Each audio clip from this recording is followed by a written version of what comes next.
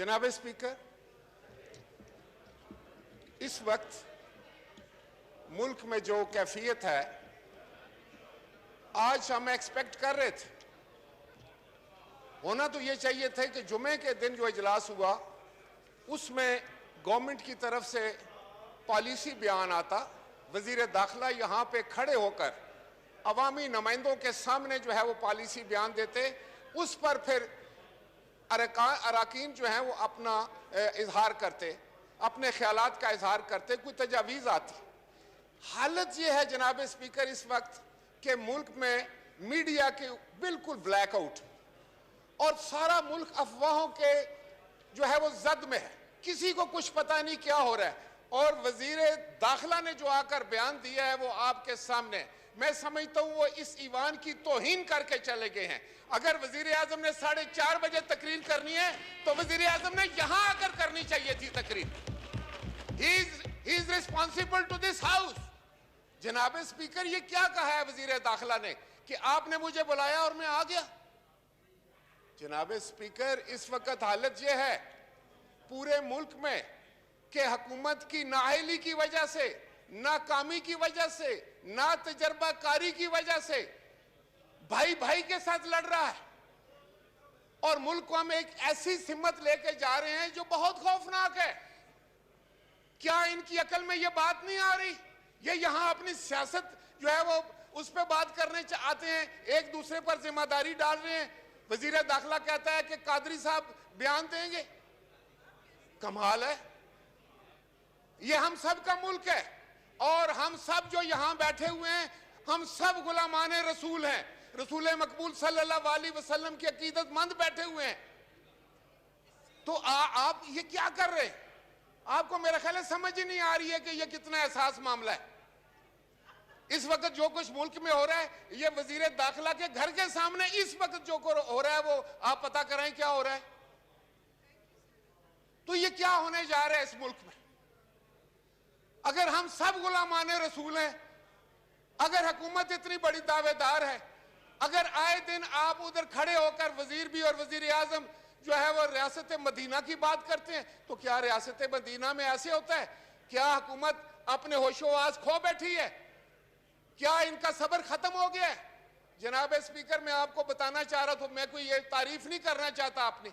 आपको याद है कि मैं वजीर आजम था तो डेनमार्क में खाके बने थे, तौहीन रसालत का एक मामला आया था। क्या हमने लोगों को गोलियां मारी थी? क्या हमने लोगों की लाशें गिराई थी? हमने उस वक्त यौम इश्क रसूल मनाया था और पूरी दुनिया पर वाज़िया कर दिया था कि रसूल मकबूल सल्लल्लाहु अलैहि वसल्लम की अजमत से बढ़कर, इज्जत से बढ़कर हमारे नजदीक कोई बड़ी बात, कोई और चीज नहीं हो सकती। लेकिन आप लोग जिस समत जा रहे हैं वो खतरनाक समत है। वो मेरे मुल्क के लिए और आपके मुल्क के लिए खतरनाक है। आप जो बो रहे हैं आपको भी काटना पड़ेगा और इस मुल्क को भी काटना पड़ेगा। हुकूमत वक्त का तो ये फरीजा होता है कि वो दिलों को जोड़े और वो तो ऐसे हालात पैदा ही ना होने दे। आपने क्या एग्रीमेंट किया है कि आप ईवान में लेकर आए थे? किसने आपको इख्तियार दिया है कि आप एग्रीमेंट करें जाकर? अगर आपने कोई एग्रीमेंट किया जिसका मुझे नहीं पता, मीडिया पर वो नहीं आ रहा कि क्या एग्रीमेंट, हाउस के अंदर वो नहीं आ रहा क्या एग्रीमेंट, और आप एक रेजोल्यूशन लेकर आ जाते हैं कि हम सारे जो हैं वो गुलामाने रसूल हैं। बिल्कुल इसमें कोई शक नहीं। उस अजीम हस्ती के तकद्दुस पे हम सब कुर्बान हैं, आप भी, हम भी सब। लेकिन बतौर हुकूमत आप अपनी जिम्मेदारी में मुकम्मल फेल हो चुके।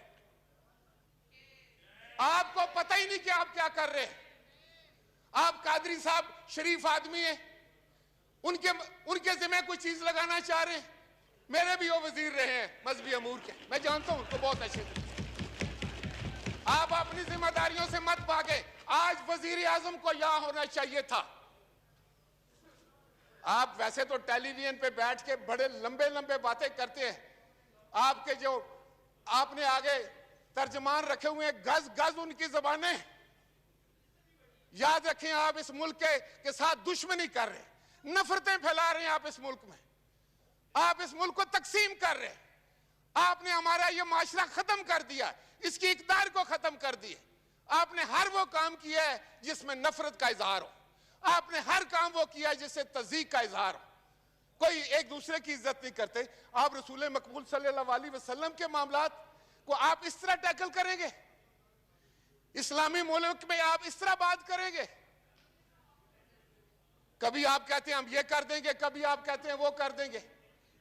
लेकिन मैं आपको ये बताने जा रहा हूं जनाब स्पीकर, आपकी वसातत से हुकूमत मुकम्मल तौर पर इसकी जिम्मेदार है।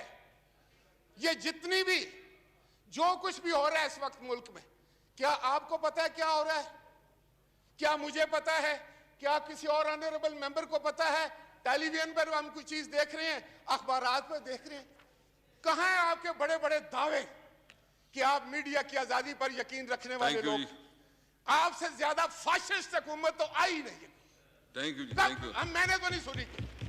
जनाब स्पीकर, मैं आपकी वसातत से इनको ये बताने जा रहा हूं कि जो ये कर रहे हैं, they are playing with the fire. ये बड़ा एहसास मामला है, बड़ा सेंसिटिव मामला है और आप जिम्मेदारी से जान नहीं छुड़ा सकते। आज यहां वजीर आजम को होना चाहिए था, अगर वो नहीं तो वजीर दाखिला ने क्या बयान दिया आपके सामने? जनाब स्पीकर, आप रूलिंग दे, क्या उसने कोई पॉलिसी बयान दी है?